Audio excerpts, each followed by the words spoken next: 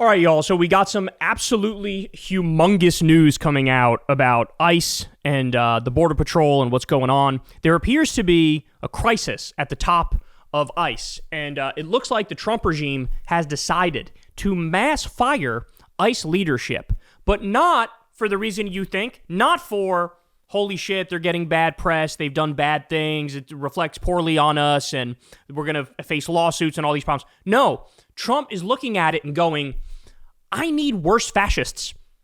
I need bigger Nazis. And so he's replacing, basically, he's looking at it going, I don't know, Tom Homan seems too moderate to me. Let's bring in an even harder line far right winger. Bill Milligan says the following. He's a national correspondent for Fox News. Breaking, per 4 senior DHS and Trump administration sources, a mass removal of ICE leadership around the country is underway, with up to 12 ICE field office chiefs being removed and reassigned in an effort to increase deportation numbers. I'm told the move is spearheaded by Corey Lewandowski, and a handful of ICE chiefs will likely be replaced by Border Patrol and CBP officials, some of whom will be handpicked by aggressive and controversial Border Patrol Commander Greg Bavino. I'm told some of the ICE leadership removed from their positions includes ICE field office directors in Los Angeles, Phoenix, Philadelphia, Denver, El Paso, San Diego, Seattle / Portland, and New Orleans. Border Patrol officials take over ICE leadership positions. Border Patrol officials taking over ICE leadership positions would be extremely significant, as Border Patrol and ICE do different things, and I've done numerous ride-alongs and embeds with both. Generally speaking, ICE typically conducts very targeted operations, largely going after criminal illegal aliens or those with deportation orders, but almost always knowing what they are targeting for arrest. That to me seems totally outdated. They definitely don't know anymore. Often conducting surveillance to learn their schedules before and waiting hours before arresting them if needed. Border Patrol under Trump 2.0, while sometimes doing their own targeted operations, has been extremely aggressive and has been at the forefront of some of the most controversial immigrant enforcement operations we've seen so far, carrying out roving patrols in Los Angeles, Chicago, etc., often at Home Depot, car washes, flea markets, etc., leading to a handful of federal judges around the country issuing injunctions against them. A majority of the viral videos you see online are Border Patrol agents, including the use of a Trojan horse-style Penske moving truck at a Los Angeles Home Depot, an operation organized by Bavino. So they go on to say, remember that one that happened in Chicago where they used a Black Hawk helicopter and rappelled on the roof at like 2 or 3 in the morning, and then they zip-tied naked kids and put them in the back of a U-Haul van. They arrested like 900 people. Literally every single one of them was an American citizen. They originally said, oh, we got 10 gang members. Then they lowered it to 1. Turns out it was fucking 0. That was done by Border Patrol. So they are the worst of the worst. They're more icy than ICE. And they're now going to be leading the whole operation. This is insane, and Stephen Miller has far too much power. More on that in a minute, because like Trump is definitely to blame because the buck stops with him. But when you look at the details and the specifics as to who's really calling the shots, it's very, very eye-opening. So this is not a good sign by any stretch of the imagination. I'm told some ICE officials are concerned that Border Patrol's aggressive roving arrests in places like Chicago are triggering too much backlash. We're arresting criminals while they're going to Home Depots and car washes, one official told me. So understand, guys, this is ICE agents going, I don't know, dog, they're way too fascist for me. They've gone way too far for me. They appear to be breaking the law. Yeah, and you guys fucking break the law all the time. But when you have people who are fucking dyed-in-the-wool fascists going, I don't know, I think I'm out on this one, man. I think they're going too far. I think they're going to get us in trouble. Oh, you know it's bad. Oh, you know it's really, really bad. More. Crystal says, apparently 1/3 of the thugs who apply to ICE can't complete the very basic fitness requirements.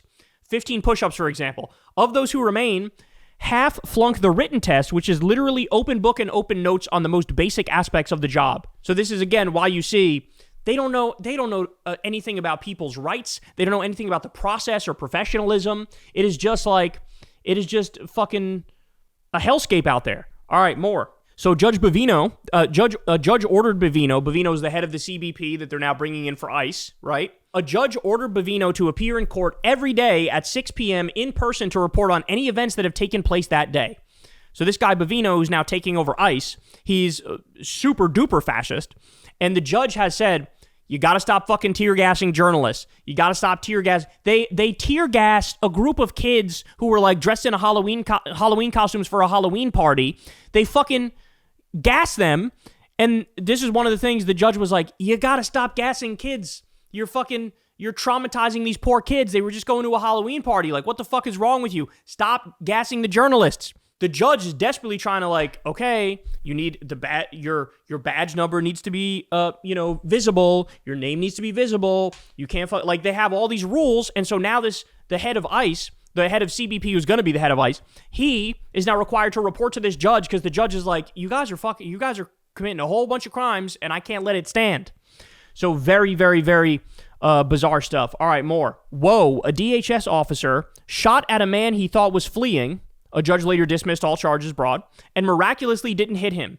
Bullets went into the driver's side window through his jacket collar and into the empty passenger seat.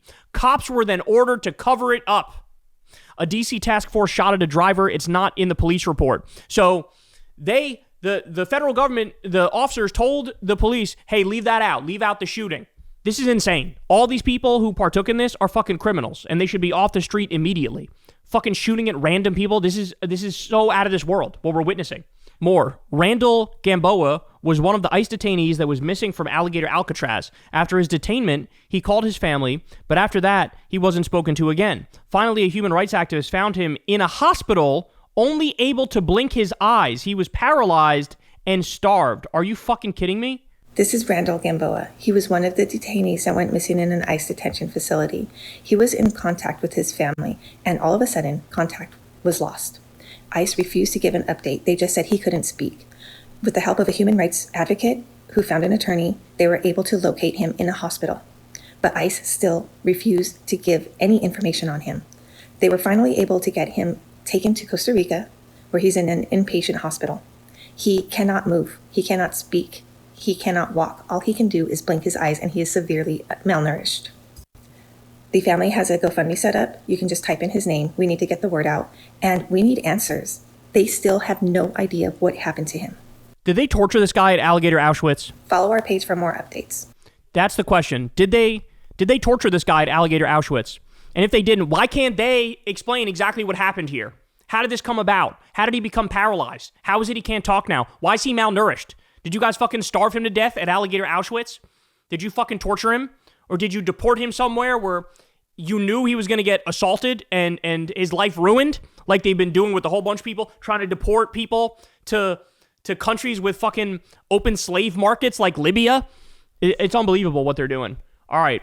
Mother of 8 charges sexual abuse by ICE. She was deported the very next day. This is incredible. This story is absolutely out of this world. Watch this one. A Northern California woman who recently filed a civil lawsuit accusing an ICE contractor of sexual harassment has now been deported. And now her attorneys are questioning the timing. KCRA 3's Andrea Flores is here with what... This is a criminal cartel. ICE is a criminal cartel. This is a criminal cartel. So she accuses them of a crime and they deport her immediately? We've learned. Tonight, her lawyers are telling us her civil case will move forward and they're hoping to bring her back to the United States. Sylvia Reina Mendoza is a mother of 8 who has lived in the U.S. for nearly 40 years. Oh my God. Jesus Christ. Spoke with 2 of her children last week after she filed a civil lawsuit in Sacramento County. Reina Mendoza was in the country illegally. Her status required her to be monitored by BI Incorporated, which contracts with ICE. Now, according to the lawsuit, her specialist, Luis Ruiz, sent her sexually explicit text messages and videos. Now, the lawsuit says when she reported that behavior to a supervisor, no action was taken. Our story aired on Thursday night, and her lawyer says she was deported by Friday morning. It's obviously very, very suspicious because all along the defense. It leads you to wonder how many women in this country are put in a position like this, where they're basically being forced to engage in sexual stuff in order to like stay in the country. That we are suing have been working very hard to cover up the sexual harassment. We're still investigating this. We want all the facts to come out, and we want the individuals who have harmed her to be brought to justice. Her immigration attorneys believe she was illegally deported, claiming she had an emergency stay on her case. We did reach out to federal immigration officials, and we have not yet heard back. Wow, what a shock. The company, BI Incorporated, says it takes all allegations of sexual harassment very seriously and will thoroughly investigate all of those complaints. I guess people may be wondering, though, how this affects the case. Now that she's been deported, what does that mean for the lawsuit? Yeah, that's a great question. Of course, the attorneys are vowing that this case will continue, even if she has to be part of these proceedings virtually, since she is not here in the United States. The defendants have not yet filed a response in the case yet, but we will keep following this story. Jesus Christ. Criminal cartel is what it is. ICE deports Cuban Miami man who is a super Trump supporter to maximum security prison in Africa. Oh my goodness. Immigrated to the U.S. from Cuba when he was 9, is on a hunger strike while in Africa, hoping to get the attention of the man he once supported. He was very pro-Trump, super Trump supporter. Monica Mosquera's dad was taken by ICE A couple days before Father's Day. Her father, Roberto, went for an annual check-in with immigration agents back in June and was taken into custody. But instead of being deported to his native Cuba, the 58-year-old is one of at least 5 men sent to a maximum security prison in the Kingdom of Eswatini over the summer. A small country This is so insane. So not only are they deporting people to places where they've never been, they don't speak the language, they're sending them there and putting them in a fucking maximum security prison. Why? Why? They didn't do anything. Oh my God. Africa criticized for alleged human rights abuses. How we go from one moment of me hugging my dad and being with him all the time and just being his little girl, and into he's just on a different country in prison. For what? He did his time years ago. The Department of Homeland Security highlighted Roberto Mosquera as the worst of the worst, stressing he was a convicted murderer. It's kind of messed up that you guys are labeling my father as a murderer. We found Mosquera has a lengthy criminal record in Miami-Dade, and it shows he was convicted, not for murder, but for attempted murder back in the 80s. He spent years getting his life back on track. He is a plumber. Very, very hardworking. His attorney adding now his life is on the line. Monica tells me she's very concerned about her dad. It's kind of amazing that this guy, he actually is a criminal. Like, he actually is a criminal. And he thought that, Trump was going to let him stay in the country just because he's a Trump supporter? They deported the guy who literally ran a Trump restaurant. It was like a Trump restaurant. They deported that guy. And Trump has gone after virtually the entire Cuban community, even though the Cubans lean right. And that was, a lot of them were shocked. The person who's saying that I will vote for Donald Trump thing, they have a family member who was fucking deported. So no, they're sparing fucking nobody, bro. They don't care if you're legal, illegal, criminal, not criminal. They want this. Stephen Miller wants this country to actually be a white nationalist country. In this hunger strike, she hasn't heard from him in over a week. His attorney alleges not only is this against international law, you have a man in a prison on no charge, not to mention he's in Africa, so she's been unable to meet with him one-on-one. I really think we need new Nuremberg trials, and we need to bring these criminals down, man, because this is insane what we're witnessing here. The government, the regime are the criminals in all these cases. All right, ICE violently detained father and son walking to school. The teenage boy had to be rushed to a hospital. Jesus Christ, we got a video. Let's see. I was going to school. Get your hair!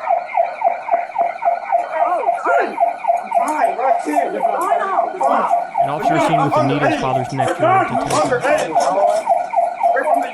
Meanwhile, Arnaldo Bazan keeps yelling, I'm underage and we're for the United States.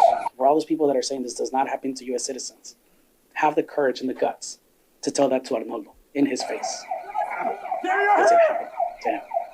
So, para toda esa gente que diga que esto no les sucede a ciudadanos americanos, tengan el valor, tengan la cara. 16-year-old star athlete ended up in the hospital with injuries on his back and neck. Arnaldo en su cara.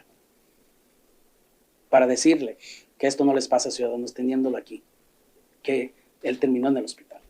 In Chicago, a federal agent pointed a gun in combat veteran's face and told him, bang, bang, and you're dead, liberal, per court documents. It's another alleged violation of a federal judge's order. Jesus Christ. Jesus Christ. Trump administration is racing to deport Kilmar Abrego Garcia ahead of criminal proceedings. The administration now says it is prepared to send the El Salvador native to Liberia. They so clearly know they're screwed if this goes to trial. What a bunch of slimy cowards. But they did return him to the U.S. in June after securing a federal grand jury indictment charging Abrego Garcia with immigrant smuggling. Abrego Garcia has argued that the charges against him are retaliation for the embarrassment he has caused the Trump administration, and a hearing on that issue is slated for next week. But now the Trump administration appears intent on removing Abrego Garcia from the country before that issue is resolved. Deputy Attorney General Drew Ensign told Zinnis that the administration is preparing to deport Abrego Garcia as soon as there are no more court orders in the way. So, as they point out here, he just humiliated the Trump regime, and so they're punishing him. But they know they have literally no case against him. Everything they said against him was total bullshit. He's MS-13, he committed this crime, he committed that crime. No evidence for fucking any of it, and that's why they keep shipping him 1,000 different fucking places, and they can't actually give him a day in court because they know he'd be totally vindicated. All right, then we have this. Trump just told reporters he was opposed to ICE arresting hundreds of South Korean illegal aliens. They weren't. They were here legally at an electric vehicle battery plant in Georgia in September and says those immigrants will be returning to the United States. Quote, I was opposed to getting the South Korean aliens out. Before they got out, I said they could stay. They're going to be coming back. So in other words, he didn't want to do an ICE raid to arrest the South Koreans, but President Stephen Miller told him, forget it, out of the question, we're doing it. Like, okay, that is literally what actually happened. Trump was overridden by Stephen Miller, and Stephen Miller maybe hid it from him in the moment. And then it became this big thing because you're rounding up these people who are here legally to work on this plant that you wanted built, right? It also threatened the investment from South Korea in this plant. They were like, maybe we'll put that on hold because there's not a safe environment to do business anymore. And Stephen Miller was like, fuck it. We'll round them up. We'll fucking kick them out, even though they're here legally, even though they're doing a job. Fuck them. And clearly he overrode Trump.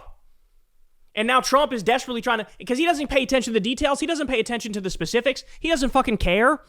And so now when this one blew up, apparently he got involved, but it shows you who's really running the show behind the scenes, who's actually running the day-to-day. That's what it shows you. And then finally, here's Katabu Ghazaleh, and she's been on Crystal Kyle and Friends. She's running for Congress.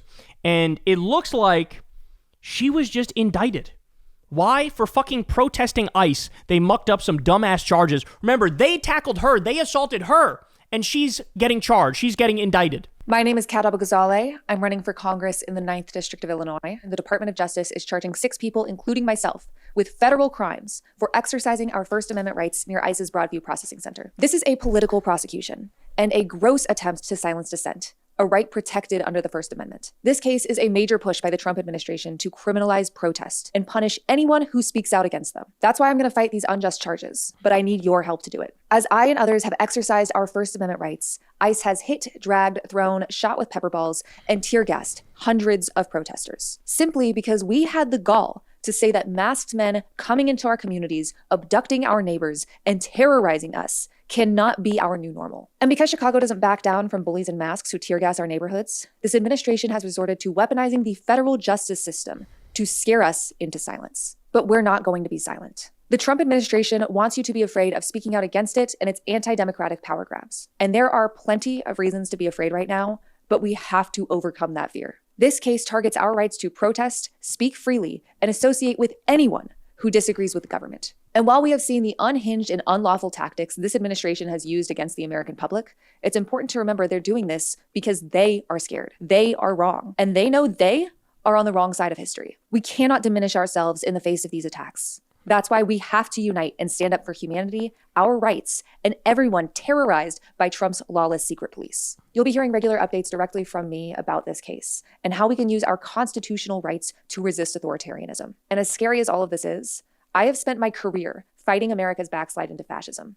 I'm not going to stop now, and I hope you won't either. So, I mean, needless to say, everybody go support Katabu Ghazaleh. Vote for her if you're in her district. This is obscene. This is obscene what we're looking at. It's just trumped up bullshit political charges because she's daring to stand up to the ICE Gestapo thugs who are ruining this country. So shout out to Kat. Everybody go support her, donate to her. Every day, man, I told you I could literally do a full show every day just on the abuses of ICE, just on the fascism of the Trump regime. That's how bad it is. That's how unhinged they are. And in the moment, it appears like they're only going to get worse.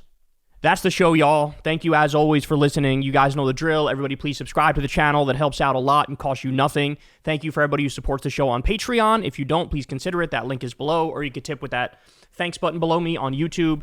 Remember, I've never talked to an advertiser or done an ad read or talked to a billionaire or anything. This is real independent media, so you guys fund it from the ground up.